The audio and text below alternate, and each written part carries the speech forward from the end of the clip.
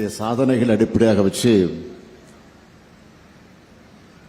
அந்த சகோதரியுடைய வெற்றிக்கான அடையாளமாக அதை பகிர்ந்து கொள்ளக்கூடிய வகையில் வெல்லும் தமிழ் பெண்கள் என்ற தலைப்பில் ஒரு மாபெரும் நிகழ்ச்சியை சென்னையில் நேரு விளையாட்டரங்கத்தில் நடத்தினோம். நீங்களும் அதை தொலைக்காட்சிகளில் பார்த்திருப்பீர்கள் என்று நான் நம்புகிறேன். அதேபோல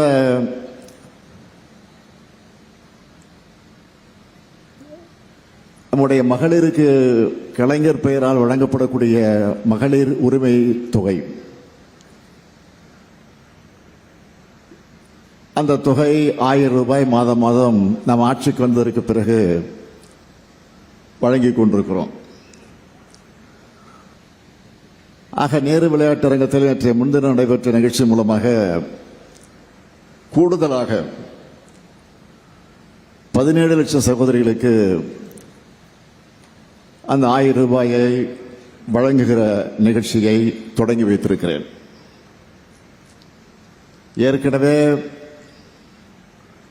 மகளிர் அணியினுடைய உரிமை தொகை, கலைஞர் பெயரால் வழங்கப்பட்ட அந்த உரிமை தொகை 1,13 லட்சம் பேருக்கு வழங்கப்பட்டுக் கொண்டிருந்தது. ஆனால் நேற்று முன்தினம் நடைபெற்ற நிகழ்ச்சி மூலமாக மேலும் கூடுதலாக 17 லட்சம் சகோதரிகளுக்கு, அதாவது 1,30 லட்சம் பேருக்கு வழங்கக்கூடிய நிலையை உருவாக்கி இருக்கிறோம். இன்னும் கூட சில தகுதியுள்ளவர்கள் விடுபட்டிருந்தால் அவர்கள் உடனடியாக அப்பீல், அதாவது கோரிக்கை வைத்தால் அவர்களுக்கும் நிச்சயமாக வழங்கப்படும் என்ற நம்பிக்கைய உறுதியை நான் இந்த நேரத்தில் தெரிவித்துக் கொள்ள விரும்புகிறேன். அது மட்டுமல்ல, அது இன்னும் உயரும் என்று கூட சொல்லியிருக்கிறேன். அப்படிப்பட்ட மகிழ்ச்சியான நாளில் தான் இன்னொரு பெருமிதமான செய்தியும் வெளியாச்சு. அதை நீங்க தொலைக்காட்சியில் பத்திரிகைலாம் பார்த்திருப்பீங்க. அதாவது ஒரு நாட்டோட, ஒரு மாநிலத்தோட முன்னேற்றத்திற்கான அறிகுறியாக இருக்கக்கூடிய ஜிடிபி, அந்த ஜிடிபி வளர்ச்சியில் இன்னைக்கு தமிழ்நாடு தான் நம்பர் 1 மாநிலமாக உருவாகி இருக்கு. இது ஏதோ நாங்கள் வெளியிட்ட அறிக்கை இல்ல, ரிசர்வ் வங்கி வெளியிட்டு இருக்கக்கூடிய அறிக்கை. நீங்க நினைச்சு பாருங்க, எவ்வளவோ தடங்கல்கள், எவ்வளவோ சோதனைகள்,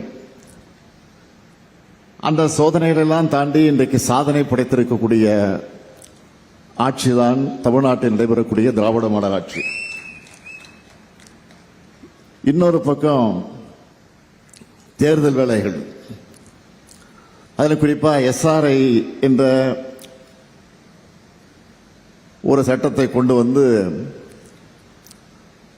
அந்த பணி வேறு நடைபெற்றுக் கொண்டிருக்கிறது.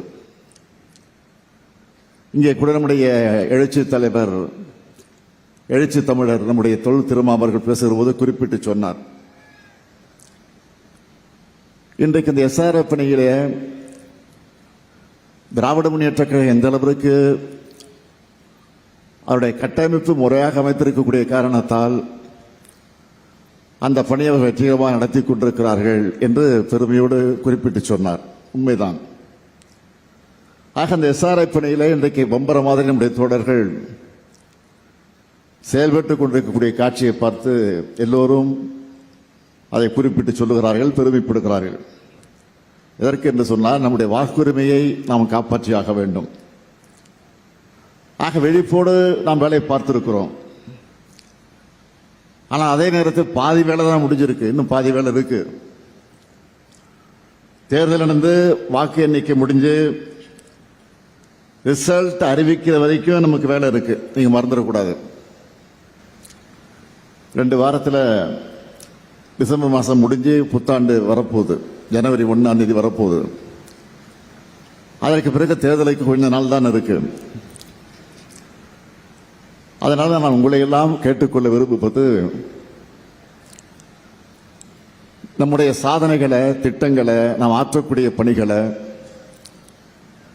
மக்களுக்கு சென்றடைந்திருக்கிறது, மறுக்கல. ஆனால் என்னதான் சென்றடைந்திருந்தாலும் இங்கே நம்முடைய தோல் திருமாவர்கள் குறிப்பிட்டதைப் போல இன்றைக்கு எதிரிகள் நம்ம வீழ்த்த வேண்டும் என்று நினைக்கக்கூடியவர்கள் எவ்வளவுதான் அந்த பணியில் ஈடுபட்டாலும் அதையெல்லாம் வெற்றி கொண்டு வந்திருந்தாலும் ஏமாந்து விடக்கூடாது அடிப்படையில் அவர் குறிப்பிட்டு சொன்னார். உண்மைதான். ஆக நம்முடைய சாதனைகளை, நம்முடைய திட்டங்களை வீடு வீடாக சென்று மக்களிடத்தில் எடுத்து சொல்லக்கூடிய அந்த பணிகளில் ஈடுபட்டு அவைகளெல்லாம் வாக்குகளாக மாற்றணும். 7வது முறையாக திராவிட மாடல் ஆட்சி உருவாகி இருக்கிறது என்ற பெருமை நமக்கு வந்தாகணும். தமிழ்நாட்டினுடைய வளர்ச்சியை தொடரணும். அது உங்க இதனுடைய பங்கும் அதில் நிச்சயமாக இருக்க வேண்டும். நம்முடைய பழனியப்பன் பற்றி நான் சொல்ல வேண்டும் என்று சொன்னால், அவர் முன்னாள் அமைச்சராக இருந்தவர், உங்களுக்கெல்லாம் நன்கு அறிமுகமானவர்.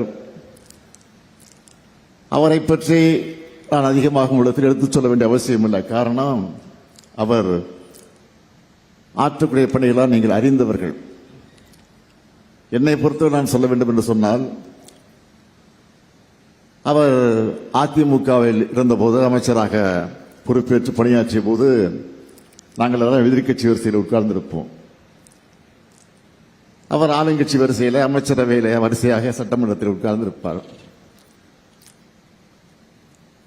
அப்படி உட்கார்ந்திருக்கிற போது ஒவ்வொரு டிமாண்ட், ஒவ்வொரு அமைச்சருக்கு அந்த துறையின் சார்பில் அந்த டிமாண்டை சட்டமன்றத்தில் தாக்கல் செய்து அந்த அவையில் அது குறித்து பேசிய சட்டமன்ற உறுப்பினர்களுக்கு பதில் சொல்லக்கூடிய வகையில் ஆளுங்கட்சியினுடைய அமைச்சர் பொறுப்பாக பதில் சொல்லணும். ஆனால் அதிமுகவை சார்ந்தவர்கள் எந்த அமைச்சர்களும் பொறுப்பாக இதுவரையில் பதில் சொன்னதில்லை. ஆனால் ஒரே ஒரு அமைச்சர் பதில் சொன்னார் என்று சொன்னால் அது பழனியப்பனாகத்தான் இருக்கின்றது. அது மட்டும் இல்லை, மற்ற அமைச்சர்கள்லாம் பதில் சொல்லுகிற போது நாங்கள்லாம் பாதிக்கப்பட்ட ஏஞ்சி போய் வெளில போய் உட்காந்துருவோம், லாபியில் போய் உட்காந்துருவோம், இல்லை வீட்டுக்கு கூட போயிடுவோம். ஏன்னா அந்த அளவுக்கு வாய்க்கு வந்தபடியெல்லாம் பேசுவார்கள், ஏசுவார்கள், விமர்சனம் செய்வார்கள். விமர்சனம் செய்யட்டும், வேண்டாம் சொல்ல, குறைகளை சொல்லட்டும், தவறு இல்லை. தனிப்பட்ட முறையில் தாக்கி பேச ஆரம்பித்துருவார்கள். ஆனால் பழனியப்பன் பதில் சொல்கிறார் சொன்னால் நாங்கள் அத்தனை பேரும் சட்டமன்றத்தில் உட்கார்ந்திருப்போம். நான் நம்முடைய சட்டமன்றத்தை சொல்லுவேன், பழனியப்பன் பதில் சொல்ல போறாரு, அதனால நம்ம யாரும் வெளியில் போவானா உட்காருவோம் நான் சொல்லுவேன்.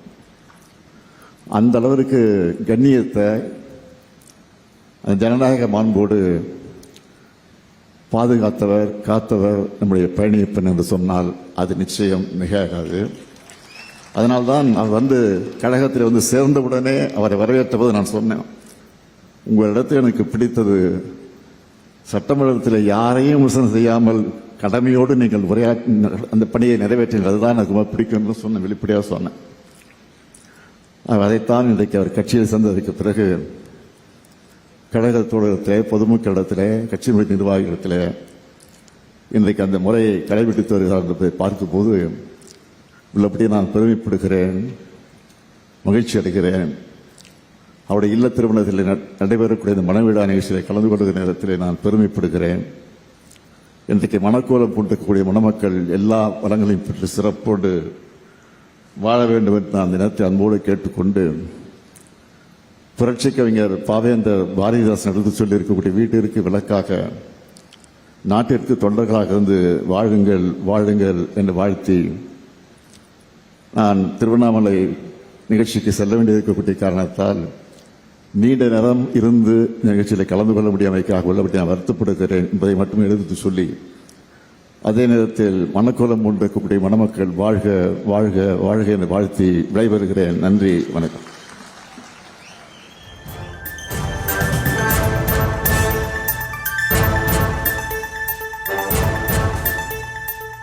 முன்னாள் அமைச்சர் பழனியப்பன் இல்ல திருமண விழாவில் முதலமைச்சர் மு.க. ஸ்டாலின் கலந்து கொண்டு சிறப்புரையாற்றினார். அந்த காட்சிகளை பார்த்தோம்.